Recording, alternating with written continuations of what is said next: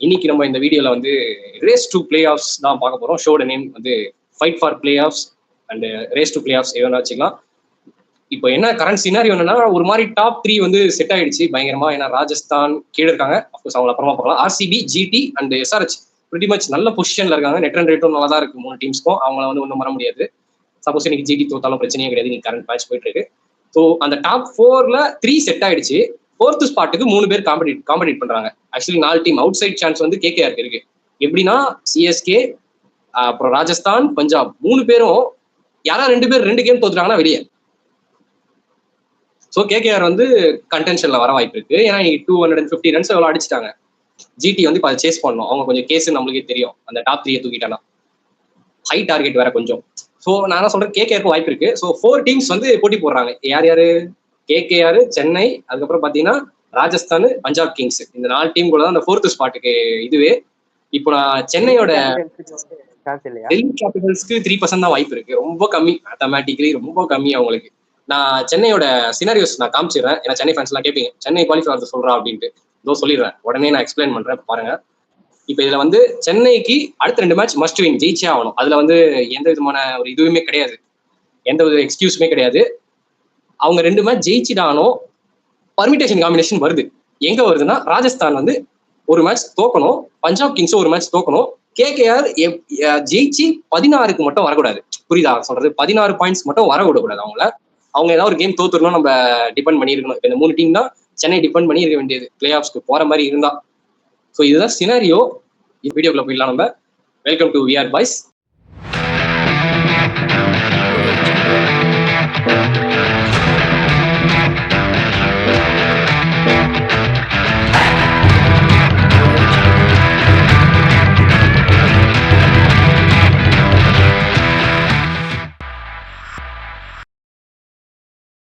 Fight for play off show. Okay, நான் இப்போதைக்கு explain பண்ணிட்டேன். இப்போ தவனேஷ், உன்னோட ஒப்பீனியன் என்ன நினைக்கிறேன்? சென்னையால குவாலிஃபை ஆக முடியுமா? இல்லாட்டி பஞ்சாப் கிங்ஸா, இல்லாட்டி கொல்கத்தா நைட் ரைடர்ஸா, இல்ல ராஜஸ்தானே திருப்பி அந்த டாப் 4ல முடிக்க வாய்ப்பு இருக்கா? என்ன உன்னோட ஒப்பீனியன் சொல்லிட்டு? என்னோட ஒப்பீனியன் பாத்தீங்கன்னா வந்து ராஜஸ்தானுக்கு நிறைய சான்ஸ் இருக்கு. அவங்க கையில 3 மேட்ச் இருக்கு. ராஜஸ்தான் கையில 2 ஜெயிச்சாவே போதும் ராஜஸ்தானுக்கு. பஞ்சாப் கிங்ஸ் அவங்க இருக்கிற 2 மேட்ச் ஜெயிச்சாலும் வந்து 17 பாயிண்ட் தான் வர முடியும். பட் என்ன ராஜஸ்தான் 3 மேட்சுமே ஜெயிச்சா அவங்க 18 பாயிண்ட்ஸ்க்கே போலாம். அவங்க ராஜஸ்தானுக்கு சான்ஸ் இருக்கிற மாதிரி தெரியுது. ஆனா சிஎஸ்கேக்கு தான் வந்து அவங்க ஜெயிச்சாலும் வந்து மற்ற டீம் தோக்கறது டிபெண்ட் ஆகி இருக்காங்க. சிஎஸ்கே அது வந்து நம்ம கையில இல்ல. மற்ற டீம் தோக்குறது வந்து அவங்க வந்து எப்படி உங்களை லேசா விட்டு கொடுத்துருவாங்களா? சரி நீங்க போங்கப்பா, நாங்க உங்களுக்காக விட்டு கொடுக்குறோம் அப்படிலாம் ஒண்ணும் யாரும் பண்ண மாட்டாங்க.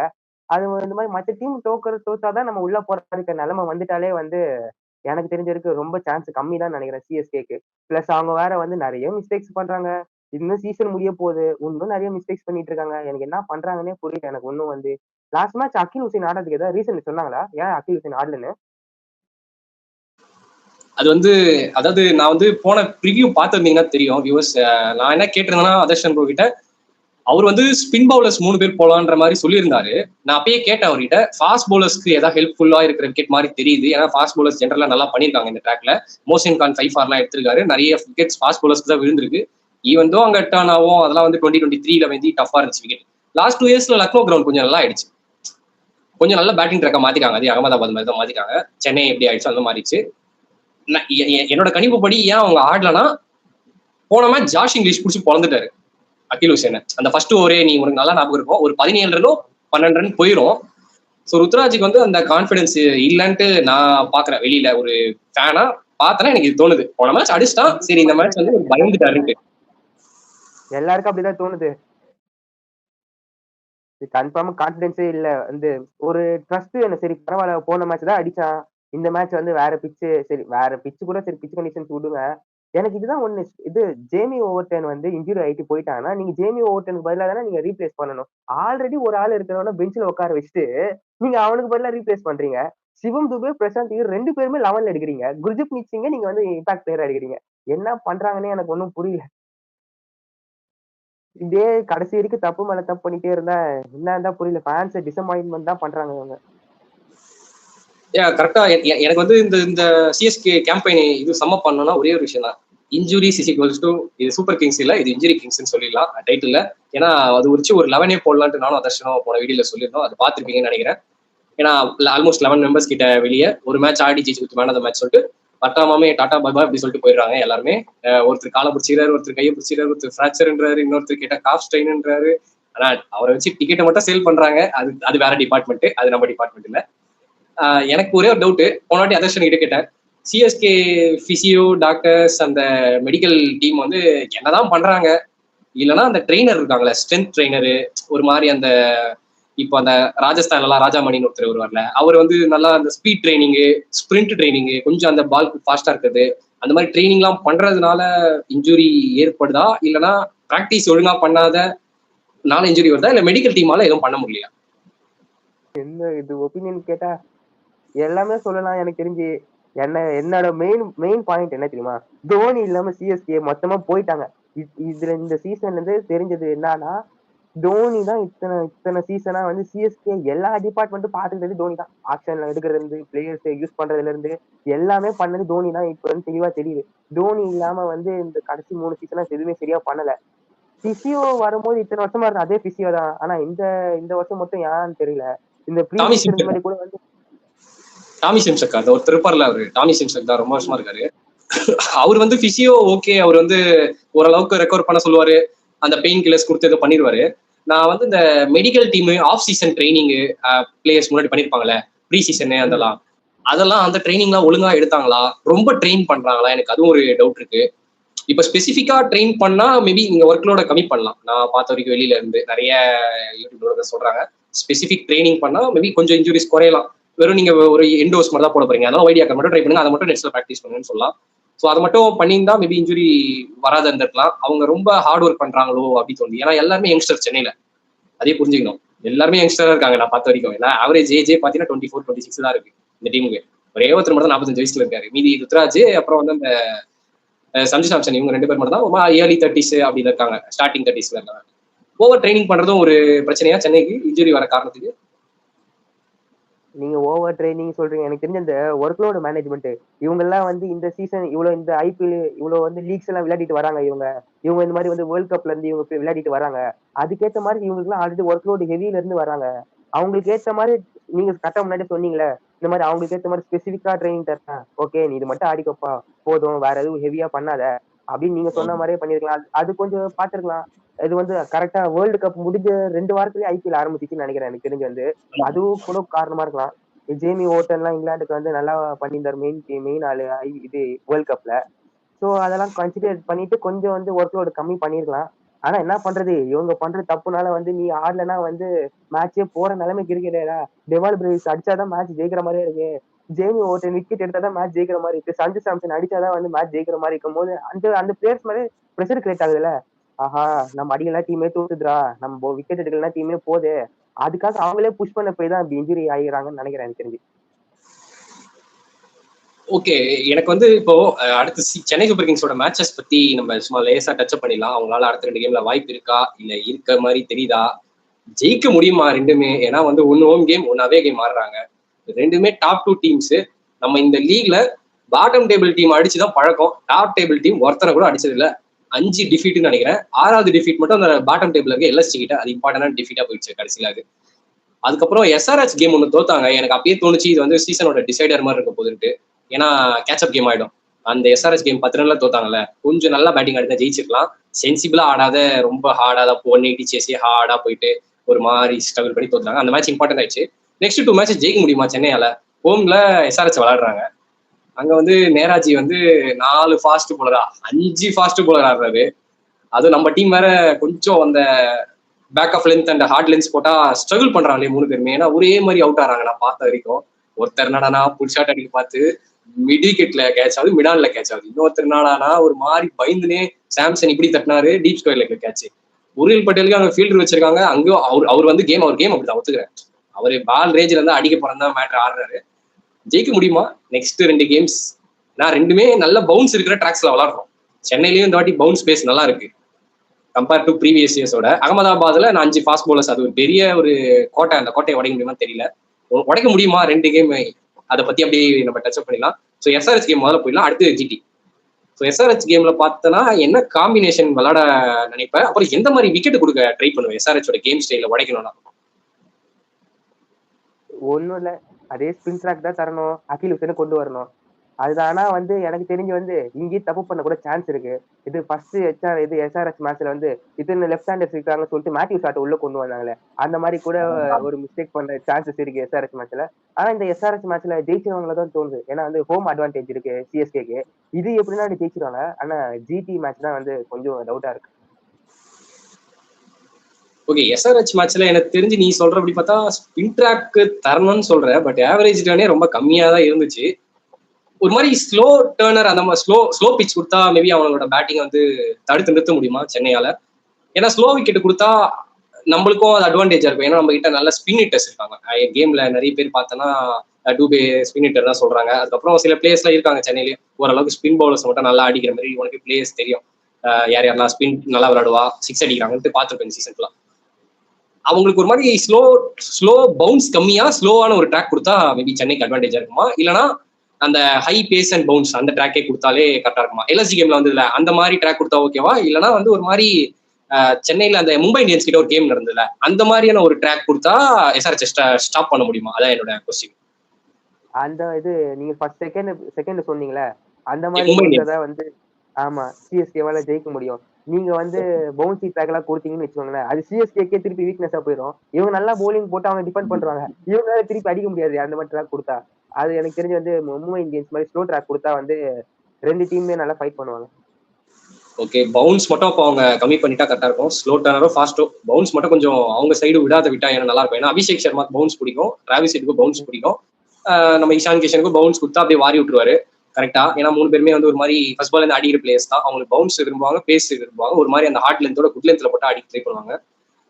அப்படி வச்சு பார்த்தோன்னா இப்போ எந்த பிச்சில் ஆட போறாங்கன்றதான் மெயினே. எனக்கு தெரிஞ்சு என்ட்ரி கிளாஸ் வேற பேய் ஃபார்ம்ல இருக்காரு.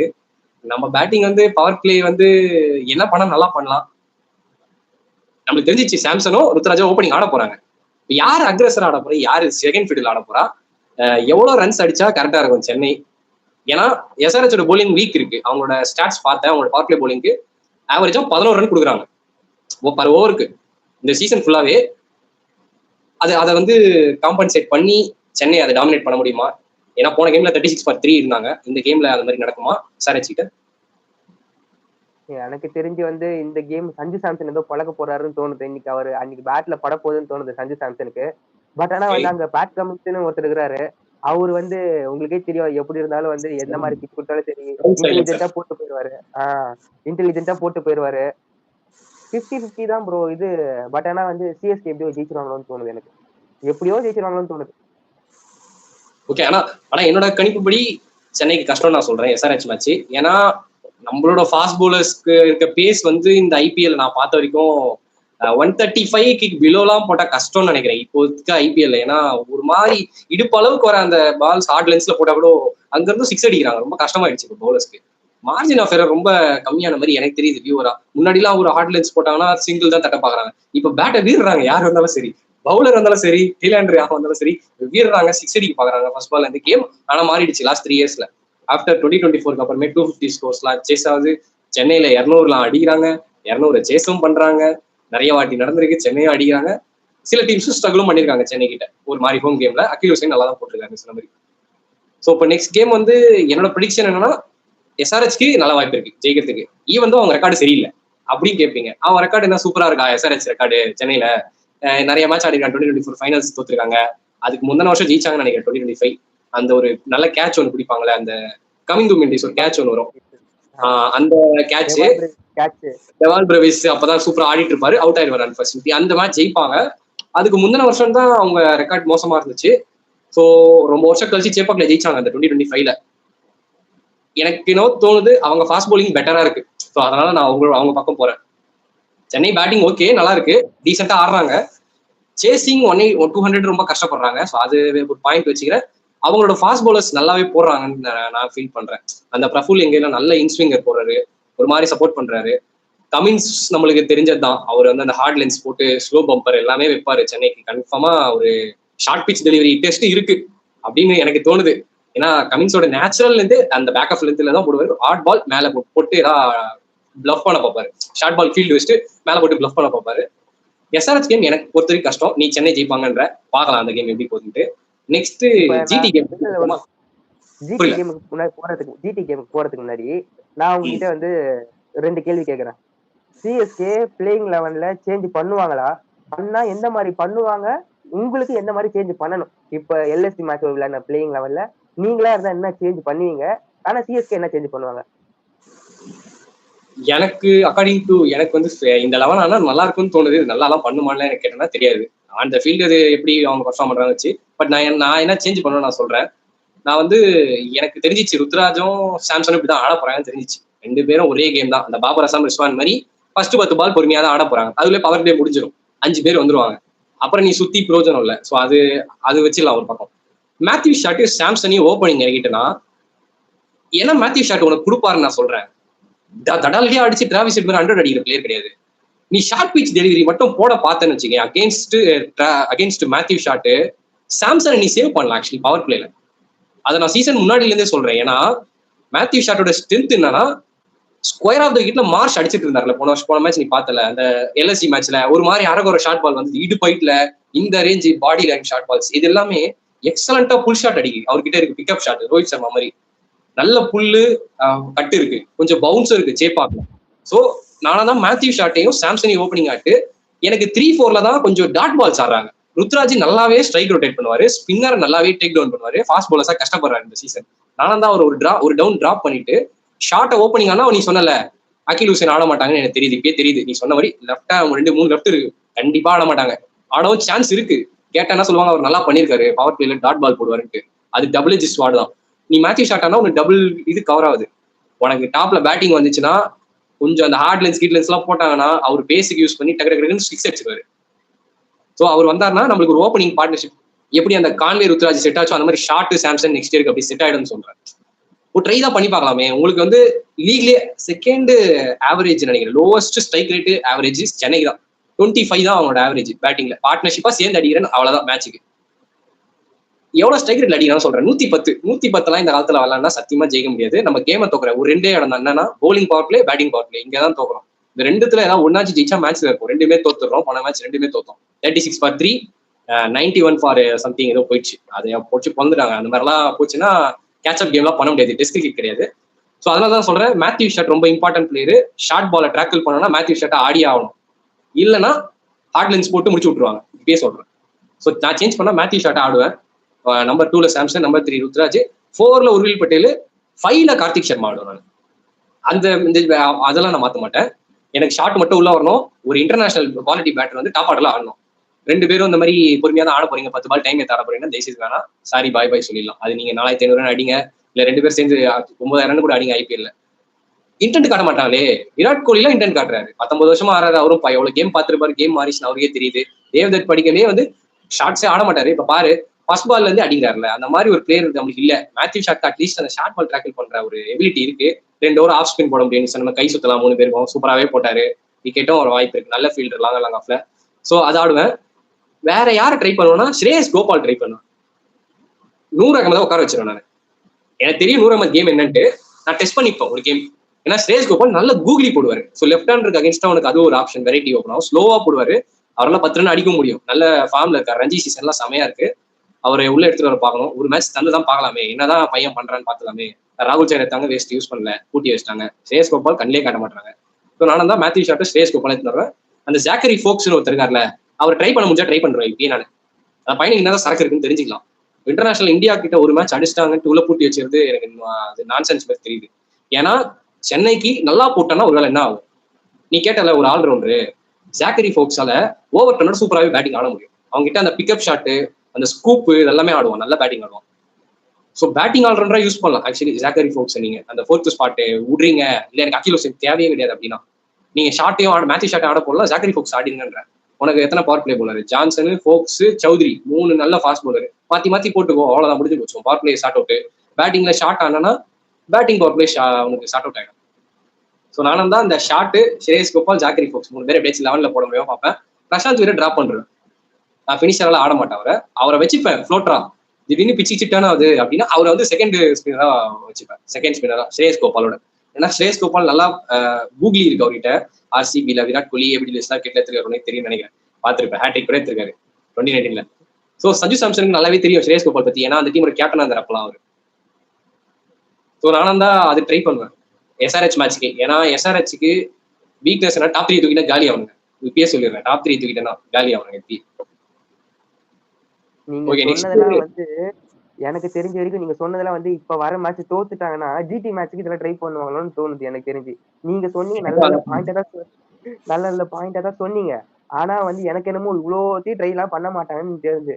இது ஓப்பனிங் காம்பினேஷன் நீங்க நீங்க சொல்லலாம், நம்ம சொல்லலாம். ஆனா அவங்க மாத்த மாட்டாங்க. அதேதான் போவேன்னு போவாங்க. மேத்யூ ஷாட் எனக்கு தெரிஞ்சு ஆட வைப்பாங்க. பட் ஆனா நீங்க சொன்ன மாதிரி ஓப்பனிங்ல ஆட வைக்க மாட்டாங்க. எங்கன்னா வந்து வேற எங்கன்னா ஒரு வேற எங்கன்னா வேற ஏதாவது ரோல் கொடுத்துருவாங்க மேத்யூ ஷாட்ட. எனக்கு என்னமோ இந்த மாதிரி தப்பு எல்லாம் பண்ணுவாங்க. நீங்க சொன்ன மாதிரியாச்சும் பண்ணலாம். ஆனா பண்ணதுக்கு இந்த மேட்ச் எஸ்ஆர்எச் தோத்தாங்கன்னா ஜிடி மேட்ச் பண்ணுவாங்கன்னு தோணுது. ஏன் தெரியுமா சென்னை இந்த சீசன் ஸ்ட்ரகிள் ஆகிறாங்க? இவ்வளவு இன்ஜுரிஸ் இதெல்லாம் விட்டுரு, எல்லாத்தையும் ஓரமா வச்சிடலாம். ரெண்டே இதுல தான் தோக்குறாங்க. நான் சொன்ன மாதிரி bowling power play, batting power play ரொம்ப முக்கியம். இப்ப இருக்க கரண்ட் ட்ரெண்ட் ஐபிஎல் நீ 60-70 அடிக்கலன்னா கேம் பின்னாடி போயிருவேன். 36/3 எல்லாம் உன்னால கேட்சப் பண்ண முடியாது. அப்புறம் பவுலிங்ல 90 ரன் கொடுத்துட்டா அவனால பிடிக்க முடியாது கேமை. அப்புறம் அந்த ஃப்ளோல போயிடும் கேம். கேப்டன் என்ன பண்ணுவான், திடீர்னு அஞ்சுல் கம்போஜ் அடி வாங்குறான், திருப்பி அவங்ககிட்டே போயிட்டாங்க. ஸோ அந்த மாதிரி டெசிஷன்லாம் எடுக்க வாய்ப்பு இருக்கு கேப்டன்ஸ் பெர்ஸ்பெக்டிவ்ல.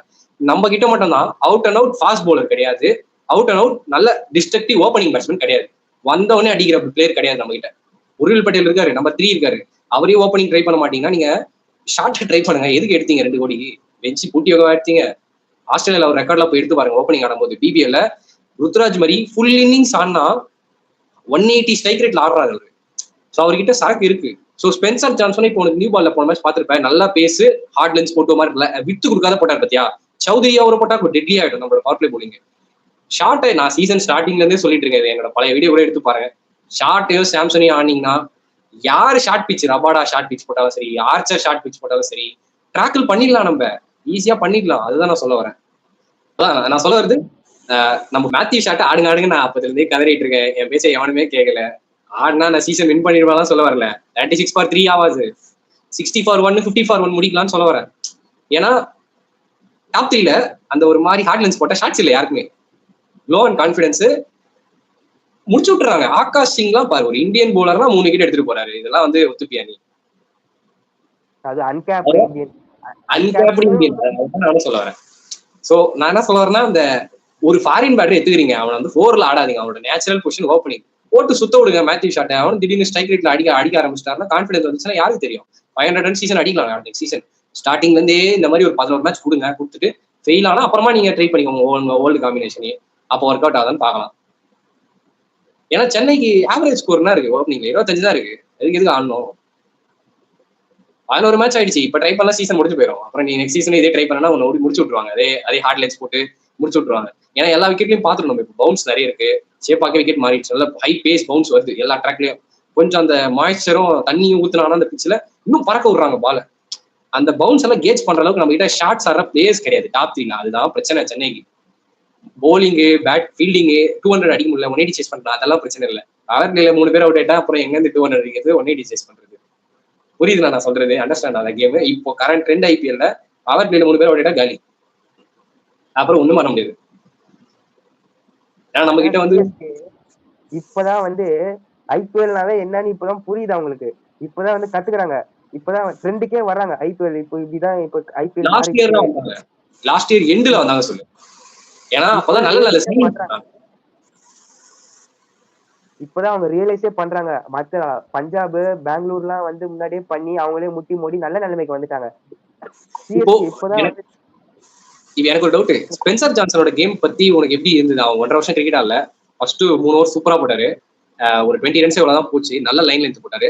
இந்த மாதிரி ஒரு போலர் சென்னைக்கு தேவையா? அவர்கிட்ட ஹை பேஸும் இருக்கு. 145 கிளிக்ஸ்ல மார்ஷுக்கே ஒரு ஷார்ட் பால் ட்ரபிள் ஆச்சு. அது அன்பார்ச்சுனேட்லி கொஞ்சம் ரொம்ப பாடி லைனுக்கு இங்க இருந்த மாதிரி இருந்தது. அது எப்படியோ ரொம்ப ஹைல போயிடுச்சு அந்த ஹை பேஸ்ல.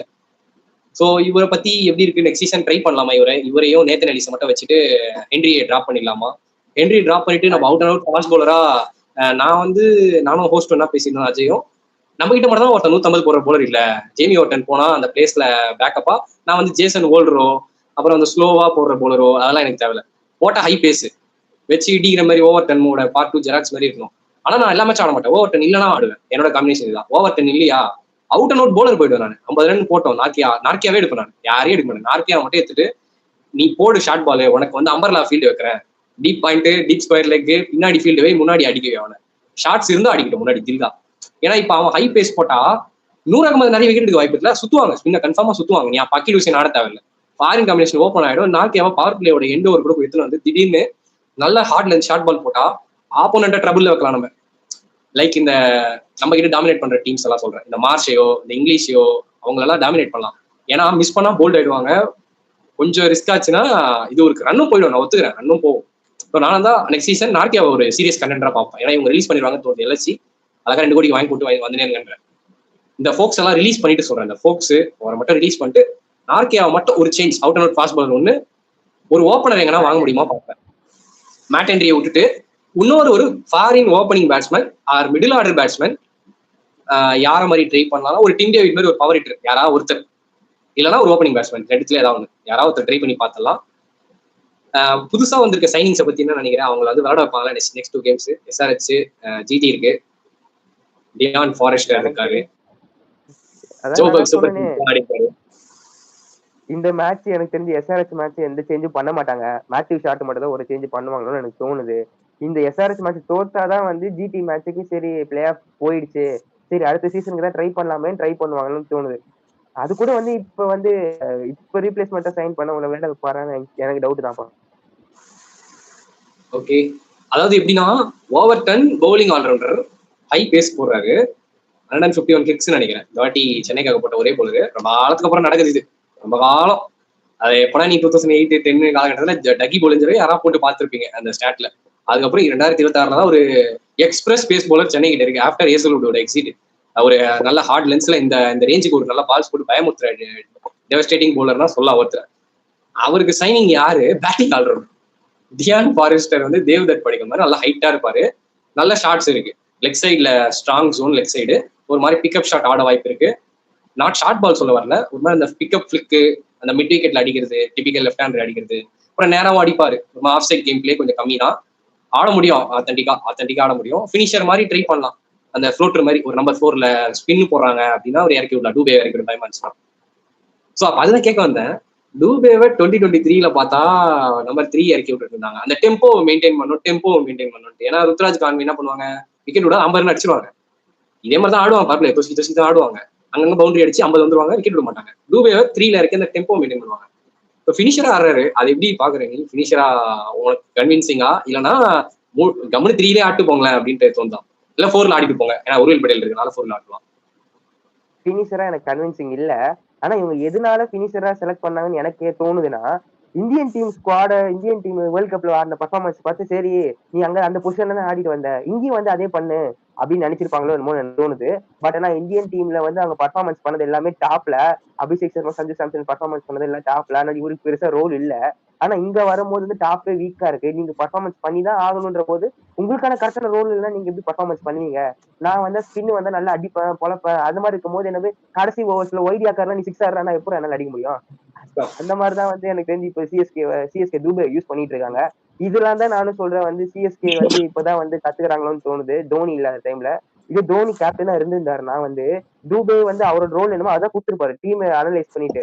பட் ஆனா வந்து சிஎஸ்கே வந்து ஒண்ணு அப்படியே வந்து வேர்ல்ட் கப்ல நீ அப்படியேதானே பாடின, இங்கே அப்படியே ஆடுப்பா அப்படின்னு அப்படியே கொடுத்துட்டாங்கன்னு எனக்கு தோணுது. ஓகே, எனக்கு கார்த்திக் சர்மா பிரசாந்த் மேல ஒப்பீனியன் சொல்லியிருக்கு, அவங்களுக்கு மட்டும் சொல்லிடுறேன். கார்த்திக் சர்மா பார்த்த வரைக்கும் ஸ்பின்னு நல்லா ஆடுறாரு, லாஸ்ட் மேட்ச் நல்லாவே அனலைஸ் பண்ணியாச்சு அவரை. ஸ்பின்னு சூப்பரா ஆடுறாரு, நிறைய ஷாட்ஸ் இருக்கு, ஸ்லாக் ஸ்வீப் அடிக்க முடியுது, ஸ்டெப்பிங் டவுன் பண்ண முடியுது, ஷார்ட்டா போட்டானா ராக் பேக் பண்ணி அடிக்கிற ஷாட் இருக்கு, ஆஃப் சைட்ல கவர்ஸ்க்கு மேல அடிக்கிறாரு ஸ்பின்னர் எக்ஸலன்ட் பிளேயரா தெரியுது. மிஸ்ட்ரி ஸ்பின்னராரு எந்த ஸ்பின்னராலும் தான்.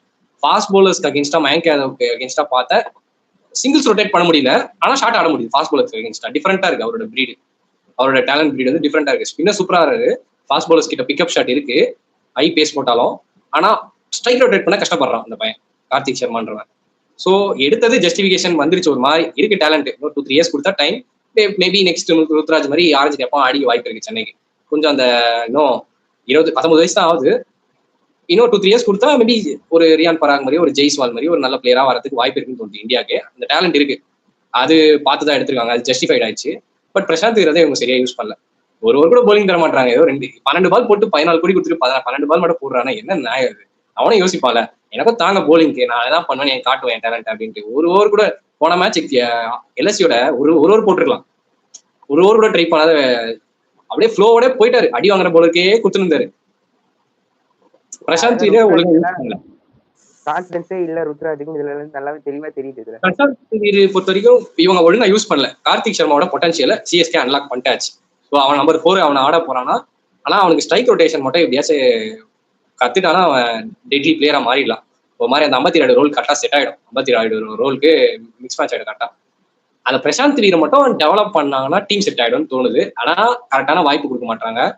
பேட்டிங்கும் முன்னாடி யூஸ் பண்ணலாம் ஃப்ளோட்டர் மாதிரி. ஸோ இது ரெண்டும் பண்ணல.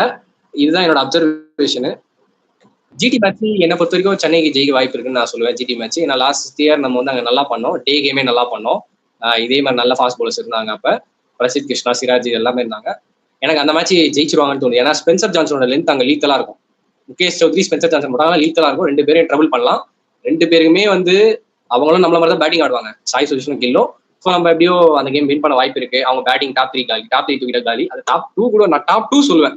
பட்லர், சுதர்ஷனை தூக்கினாலே காலின்னு. கில்லாம் நம்மளுக்கு அவ்வளவு பெரிய டேஞ்சர் காயெல்லாம் கிடையாது.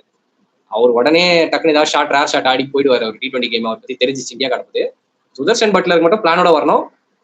சுதர்ஷனுக்கு எஸ்பெஷலி ஸ்கொயர் ஆஃப் த விக்கெட்ல நீ 2 டீப் ஃபீல்டரை போட்டு முடிஞ்சா ஃப்ரண்ட்ல அடிக்கவே.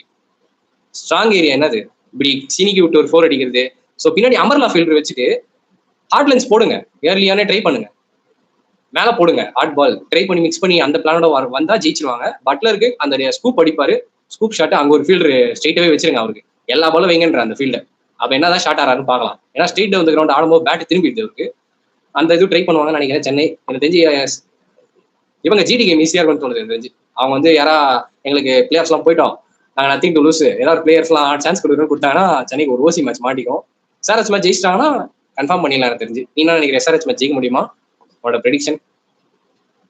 என்னோட ப்ரெடிக்ஷன் என்னமோ எப்படியாவது முட்டி மூடி கஷ்டப்பட்டு ஃபைட் பண்ணுவாங்கன்னு தோணுது. ஆனா வந்து எஸ்ஆர்எச் அவ்வளவு லேசா விட்டு கொடுக்க மாட்டாங்கன்னு தோணுது. 50-50 தான் ப்ரோ. ஆனா வந்து சிஎஸ்கேக்கு ஒரே ஒரு அட்வான்டேஜ், அந்த ஹோம் அட்வான்டேஜ் அது மட்டும் இருக்கு. சிஎஸ்கே சேப்பா கிரவுண்ட் கொஞ்சம் அனலைஸ் பண்ணியிருப்பாங்கன்னு தோணுது. அதை வச்சு அவங்க ஏதாவது பண்ணியாச்சு ஒரு வர பார்ப்பாங்கன்னு தோணுது. ஜிடி மேட்ச் நீங்க சொன்ன மாதிரி தான். இப்ப இந்த எஸ்ஆர்எச் மேட்ச்ல தெரிஞ்சிடும். நீங்க தோத்துட்டீங்கன்னா ஜிடி மேட்ச் நீங்க ஃப்ரீயா ஆட போறீங்க. என்ன பண்ணி அடிச்சிருவாங்கன்னு ஜிடி மேட்ச். ஏன்னா ஜிடி ரெஸ்ட் கொடுக்க வாய்ப்பு. ஏன்னா ஜிடி வந்து ரபாடாக்கு, சிராஜுக்குலாம் ரெஸ்ட் கொடுத்துட்டு கொஞ்சம் நியூ போலர்ஸ்லாம் ட்ரை பண்ணலாம். அசோக் சர்மா அந்த போலர்ஸ்லாம் ட்ரை பண்ணி அவங்கள பிளே ஆஃப்ஸ்க்கு ஃப்ரெஷ்ஷாக வச்சு பார்ப்பாங்க. ஜென்ரலி எல்லா டீமும் பண்றதா, இது ராக்கெட் சயின்ஸ் கிடையாது. அவங்க ஆப்வியஸ்லி பண்ண போறாங்க. சாய் கிஷோர்ல சான்ஸ் தருவாங்க. ஒரு மெயின் பிளேயர்ஸ்லாம் கீ பிளேயர்ஸ்லாம் உட்கார வச்சுட்டு ஆட வைக்க வாய்ப்பு இருக்கு. ஸோ அதனால ஜிடி கேம் ஈஸியா இருக்குன்னு தோணுது எனக்கு தெரிஞ்சு. இவங்க எல்எஸ்சி மேட்ச் ஜெயிச்சிருந்தா ஜிடி கேம் ஈஸியா இருந்திருக்காது. இப்போ ஈஸியா ஆயிரும்னு தோணுச்சு எனக்கு தெரிஞ்சு. ஏன்னா அவங்க வந்து நத்திங் டு லூஸ் ஆட போறாங்க. சென்னையும் அதான் பண்ண போறாங்க, ஏதாவது ட்ரை தான் பண்ண போறாங்க.